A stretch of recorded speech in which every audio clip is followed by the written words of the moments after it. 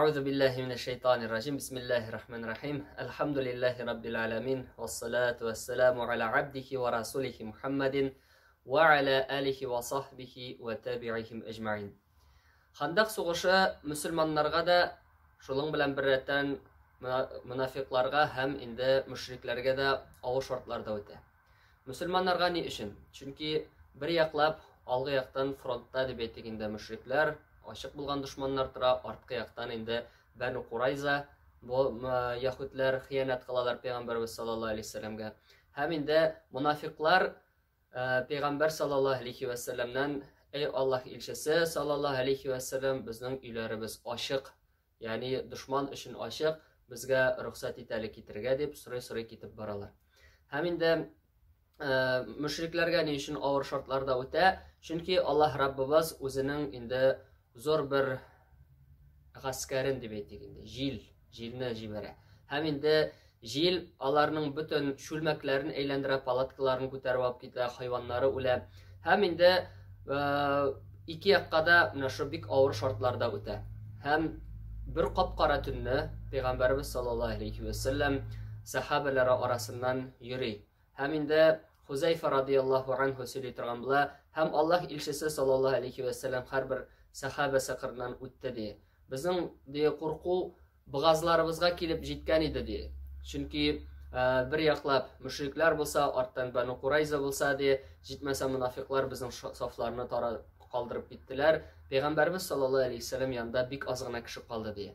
Hem Huzeyfe ayta, men kişiler arasından en nık açlıkını tuygan kişilerin birisiydim diye. Hem nık üşügen idim diye. Çünkü tünü sap-salkın hem qapqara bula. Benim üstte diye hatınımның plaş deb yazalarını plaş bulmay, çünkü tigilgen bulmay, bir tige to'qima kisagi bula. Şuşu plaş bilen indi diye qaplanıp jirge singen idim. Nık açlık hem nık soğuk bulu sebepli diye. Bu plaşның indi bu kiyimning uzunluğu benim tizlerime gine jeteydi diye. Hem Allah ilçesi sallallahu aleyhi ve sellem benim yanına keldi, hem aytdi, kimsin diye. Men Huzeyfe dedim. Hem indi Peygamberimiz sallallahu aleyhi ve sellem turunda aytdilar, Allah ilçesi sallallahu aleyhi ve sellem'nin zor saadetlerinden ol kerakli kişiga kerakli vazifani topshiratirgan bular. Hem Huzeyfada radıyallahu anhuda 3 bik yaxshi sifat bular. Birinchisi ol ziraklik, onun boshi bik tez ishlaytirgan bular. İkincisi mana shu ağır hallarda bik tez indi qarar qabul etirgan bo'lganda, onun indi o'tkin zihni, fahmi bular. Ol bik tez qarar qabul etirgan bular, ham onun qararlari durust bular. Hem indi üçüncü salatı deb aytganda yaysa qiymatli bir yaxshi bo'lgan bir sifati ol sir saqlay turgan bo'ladir. Sir saqlay bila turgan bo'lar. Hem indi Allah ilçesi sallallahu aleyhi ve sellem ayta Huzeyfe'ga, ey Huzeyfe desin düşman yağına çıkıp indi bizge haberler alıp kirdi. Hem indi Huzeyfe radıyallahu anhu bikni qorqsa da turib basa, çünkü Peygamberimiz sallallahu aleyhi ve sellem'nin emrine boysunu her bir Müslümanın zor bir borçu bulup tura. Hem Allah ilçesi sallallahu aleyhi ve sellem dua kıla. Ey Rabbim de Huzeyfe'ni aldından, artından, astan, üstten de sakla de. Hem Huzeyfe ayta, Allah ilçesi sallallahu aleyhi ve sellem bu duanı kılıp da bitirdi de, mende de birinin de üşünün eseri de hem birinin de açlıkның da eseri kalmadı de. Hem Allah ilçesi sallallahu aleyhi ve sellem ayta, Huzeyfe de, lakin çıksan bir nersede işlemedi. Yani sen bizge habergini alıp kir, bütün başka bir de işlemedi. Hem qapqara tunni andayn hatta ayta Huzeyfe radıyallahu anhu kişinin de kulları da ko'rinmaydi de, bulay qarasa de. Şuşu qapqarangı tunda ol çıkıp gite düşman yağına, düşman gaskarının uzagına. Hem anda kura bütün Abu Sufyan'ı da neyini de, hem inde Abu Sufyan ayta, ey Mekkeliler diye, siz de kurasiz narsa bizga erishganni diye. Bizning hayvonlarimiz ula, jil indi bütün ebrlarni odara, bizga qaytirga kerak diye. Lakin bu haber diye bir kimga da erishmasin diye. Şuna ko'ra de har biriga qirnda bo'lgan kishini qarasın diye. Huzeyfe ayta, shundoq men de qirda turgan kishining qo'lini tutdim da, sen kim deb so'radim diye. Tegese indi falan oldu falan deb aytdi diye. Shulay aytib Huzeyfe radıyallahu anhuning zirakligi Peygamber sallallahu aleyhi ve sellem ko'rgan sifatlari ana indi turmushda qo'llanildi. Hem indi Huzeyfe ayta, agar da Allah ilçisi sallallahu aleyhi ve sellem aytmagan bo'lsa de, men Abu Sufyanni indi rahatlanib o'zimning sungim bilan indi o'tira ola edim de. Ләкин инде Аллаһ илчесе саллаллаһу алейһи вәсәлләм әйткәч, мин аңа кагылмадым һәм инде ипләп кенә чыгып киттем. Чыгуыма Пәйгамбәрбез саллаллаһу алейһи вәсәлләм намаз укый иде һәм инде намазларын тәмамлагач, мин аңа шушы хәбәрләрне җиткердем. Мөшрикләр борылып китте ди.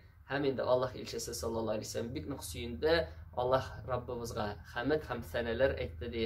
Һәм инде менә шулай итеп Хузайфа радиллаһу анһу Пәйгамбәрбез саллаллаһу алейһи вәсәлләмгә шатлыклы вакыйгаларны, шатлыклы хәбәрләрне алып кайта. Хандак сугышы, Шукыр яны сугышы, ул инде мөселманнарның иң мөһим сугышларына керә.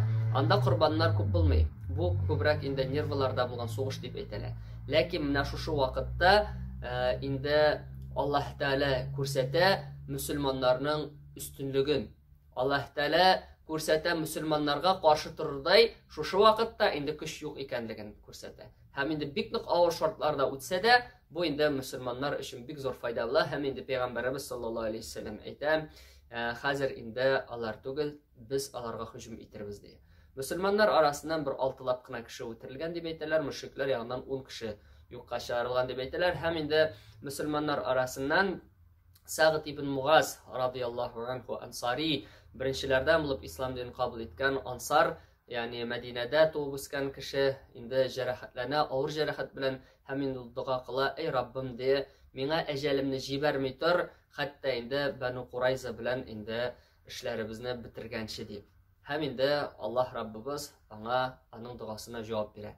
Пәйгамбәрбез саллаллаһу алейһи вәсәлләм кайтып керә өенә һәм инде билгеле инде мөселманнарга зур шатлык була, менә шу берләшкән кабиләләр, берләшкән гаскәрләр, аларга Аллаһ Тәгаләнең рәхмәте белән зыян сала алмыйлар.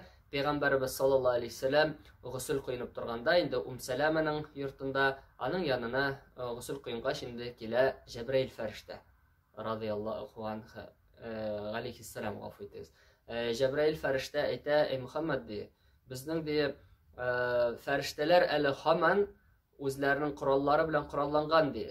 Сезнең тәмамдамыни ди. Һәм Пәйгамбәрбез саллаллаһу алейһи вәсәлләм сорагач нишләргә кирәк икәнлеген, ул әйтә, барыгыз ди Бәну Курайзага, аларның инде без ди селкетербез аларның ныгытмаларын ди. Һәм инде Пәйгамбәрбез саллаллаһу алейһи вәсәлләм бөтен сахабаларга чыгып әйтә, икенде намазын ди бары тик Бәну Курайзаның җирлегендә генә укыйбыз дип.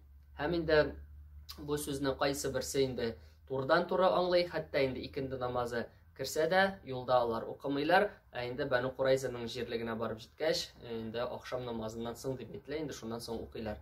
Кайсы берсе инде Пәйгамбәрбез саллаллаһу алейһи вәсәлләм безгә ди ашыгырга гына кушты, инде бу ди, ягъни Пәйгамбәрбез саллаллаһу алейһи вәсәлләмнең ашыгып кына тизрәк эшләргә икәнлеген күрсәтте. Намазны вакытында укыйбыз дип, вакытында укыдылар. Һәм инде Пәйгамбәрбез саллаллаһу алейһи вәсәлләмгә бу турыда хәбәр иткәч, Аллаһ илчесе саллаллаһу алейһи вәсәлләм ике якны да инде дөрес икәнлекләрен әйтте.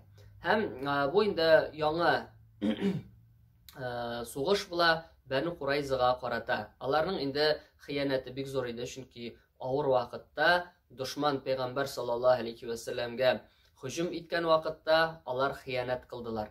Һәм инде шуңа күрә Аллаһ Раббыбыз аларның үзләрен юк итәргә кушты, шушы хыянәтләр өчен, аның илчесенә буйсынмаганнары өчен.